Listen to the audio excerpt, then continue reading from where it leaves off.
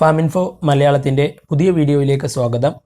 നമ്മൾ തെങ്ങുകളിൽ ഏത് ഇനമാണ് നടാൻ നല്ലത് എന്നുള്ള വീഡിയോകൾ ചെയ്തു.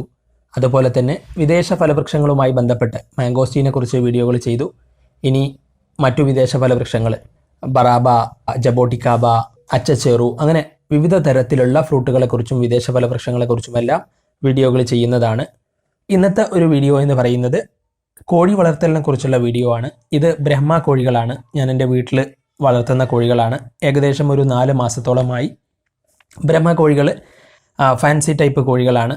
കാണാൻ നല്ല ഭംഗിയുള്ള കോഴികളാണ്. കാരണം കോഴികളിൽ വെച്ച് തന്നെ വലിയ വലിപ്പമുള്ള കോഴികളാണ്. അവരുടെ ഭംഗിക്ക് കാരണം ഒന്ന് അവരുടെ ഉയരമാണ്. പ്രത്യേകിച്ചും പൂവൻ കോഴികൾ നല്ല ഉയരം വെക്കുന്ന ഇനങ്ങളാണ്. അതുപോലെ കാലുകളിൽ നിങ്ങൾക്ക് ശ്രദ്ധിച്ചാൽ മനസ്സിലാകും, നന്നായിട്ട് തന്നെ തൂവലുകൾ വന്നിട്ട് കാലുകൾ പൊതിയും. ഇതാണ് ഇവരുടെ ആകർഷണീയത.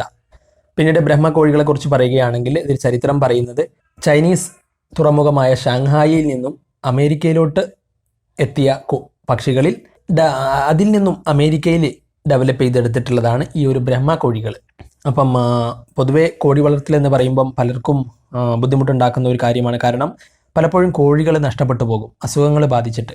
അപ്പം തുടക്കക്കാരൊക്കെ പലപ്പോഴും ഈ ഒരു അസുഖങ്ങൾ ബാധിക്കുന്നുണ്ട്, അല്ലെങ്കിൽ കോഴികൾ നഷ്ടപ്പെടുന്നതുകൊണ്ട് കോഴി വളർത്തൽ നിർത്തിയിട്ടുള്ള ആളുകളുണ്ടാവും.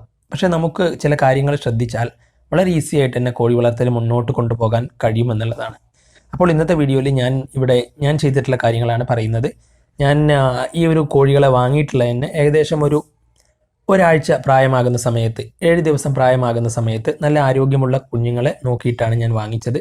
കാരണം ആ ഒരു പ്രായത്തിൽ നമുക്ക് കോഴികൾക്ക് ആരോഗ്യം എന്തെങ്കിലും അസുഖമൊക്കെ ഉണ്ടെങ്കിൽ ആ ഒരു ഏരിയയിൽ എന്തെങ്കിലും നമ്മൾ വാങ്ങുന്ന സ്ഥലത്ത് എന്തെങ്കിലും അസുഖങ്ങളുണ്ടെങ്കിൽ കുഞ്ഞുങ്ങളെയാണ് ഏറ്റവും പെട്ടെന്ന് ബാധിക്കുക. അപ്പം കുഞ്ഞുങ്ങൾ മരിച്ചു പോകാനുള്ള സാധ്യതയുണ്ട്. അപ്പം അതൊന്നുമില്ല എന്ന് ഉറപ്പാക്കിയതിന് ശേഷമാണ് ഞാൻ ഈ ഒരു പ്രായത്തിലുള്ള കോഴിക്കുഞ്ഞുങ്ങളെ വാങ്ങിയത്. അപ്പം ആ ഒരു വാങ്ങിയ സ്ഥലത്ത് നമ്മൾ കോഴികൾക്ക് അസുഖമൊന്നുമില്ല, കുഞ്ഞുങ്ങൾ ചാവുന്നില്ല എന്ന് ഉറപ്പുവരുത്തിയതിന് ശേഷം നമ്മൾ കോഴികളെ വാങ്ങിച്ചാൽ ഏറ്റവും നല്ലത്. അതിനുശേഷം ഞാൻ ഈ കോഴികളെ മറ്റു കോഴികളുമായിട്ടുള്ള സമ്പർക്കം കംപ്ലീറ്റ് ആയിട്ട് തന്നെ ഒഴിവാക്കിയിട്ടുണ്ട്. കാരണം നമ്മൾ അടുത്ത വീട്ടുകളിലെ കോഴികളുമായിട്ട് സമ്പർക്കത്തിൽ കോഴികൾ വരുന്നുണ്ടെങ്കിൽ, നമ്മുടെ കോഴികൾ വരുന്നുണ്ടെങ്കിൽ തീർച്ചയായിട്ടും എവിടെയെങ്കിലുമൊക്കെയുള്ള അസുഖം നമ്മുടെ വീട്ടിലെത്തും, നമ്മുടെ കോഴികൾ നഷ്ടപ്പെട്ടു പോകും. അപ്പം നമ്മൾ കോഴികളെ വാങ്ങിക്കൊണ്ടുവന്ന് അതിൻ്റെ വാക്സിനേഷനും കാര്യങ്ങളെല്ലാം കൊടുക്കണം. അപ്പം ഏതൊക്കെ വാക്സിനേഷനുകളാണ്, ഏതൊക്കെ സമയത്താണ് കൊടുക്കുന്നത്, അതുപോലെ കോഴികളെ ബാധിക്കുന്ന പ്രധാനപ്പെട്ട അസുഖങ്ങൾ എന്തൊക്കെയാണ്, അതിനെക്കുറിച്ചെല്ലാം വീഡിയോകൾ നമ്മൾ ചെയ്യുന്നതാണ്. കൃഷി സംബന്ധമായ കൂടുതൽ വീഡിയോകൾക്ക് വേണ്ടിയിട്ട് നമ്മുടെ ചാനൽ സബ്സ്ക്രൈബ് ചെയ്യാവുന്നതാണ്. പറഞ്ഞു വന്നത്, മറ്റു കോഴികളുമായിട്ടുള്ള സമ്പർക്കം നമ്മൾ ഒഴിവാക്കിയിട്ടുണ്ട്. അതുകൊണ്ട് തന്നെ ഈ കോഴികളെ ഐസൊലേറ്റ് ചെയ്തിട്ടാണ് വളർത്തുന്നത്. ഇപ്പം അഴിച്ചു വിടുകയാണെങ്കിൽ പോലും നമ്മൾ മറ്റു കോഴികളായിട്ട് കോണ്ടാക്റ്റ് വരാത്ത രീതിയിൽ ടെറസിന് മുകളിലൊക്കെയാണ് ഇവരെ അഴിച്ചു വിടുന്നത്.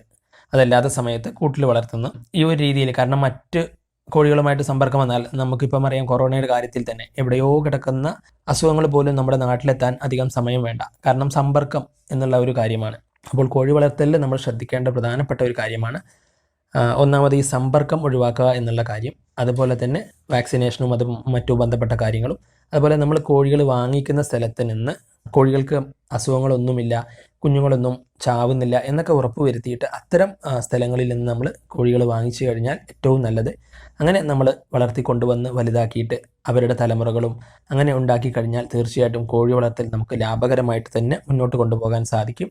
ഞാൻ നിങ്ങളുമായി പങ്കുവച്ചത് കോഴി വളർത്തലിൽ ഞാൻ ചെയ്യുന്ന കാര്യങ്ങളെക്കുറിച്ചാണ്. അപ്പം എൻ്റെ വീട്ടിൽ ഞാൻ ഈ ഒരു ബ്രഹ്മ കോഴികൾ വളർത്തുന്നതുകൊണ്ട് തന്നെ മറ്റു കോഴികളൊന്നും ഇപ്പോൾ എൻ്റെ വീട്ടിലില്ല. കാരണം മറ്റു കോഴികളാകുമ്പോൾ നമ്മൾ തുറന്നു വിട്ട് വളർത്തേണ്ടി വരും. അതുകൊണ്ട് തന്നെ മറ്റ് വീട്ടുകളിലെ കോഴികളായിട്ട് സമ്പർക്കം വരും. അപ്പോൾ ആ കോഴികൾക്ക് ഇവരുമായിട്ട് സമ്പർക്കം വന്നാൽ അസുഖങ്ങൾ വരാനുള്ള സാധ്യതയുണ്ട്. അതുകൊണ്ട് തന്നെ ഞാൻ വളർത്തുന്ന കോഴികളെല്ലാം ഈ ഒരു രീതിയിൽ ഐസൊലേറ്റ് ചെയ്തിട്ടാണ് വളർത്തുന്നത്.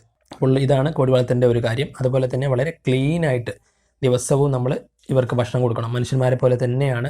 ഒരുപാട് വർഷം ആയുസ്സുള്ള ഇനങ്ങളാണ് കോഴികൾ.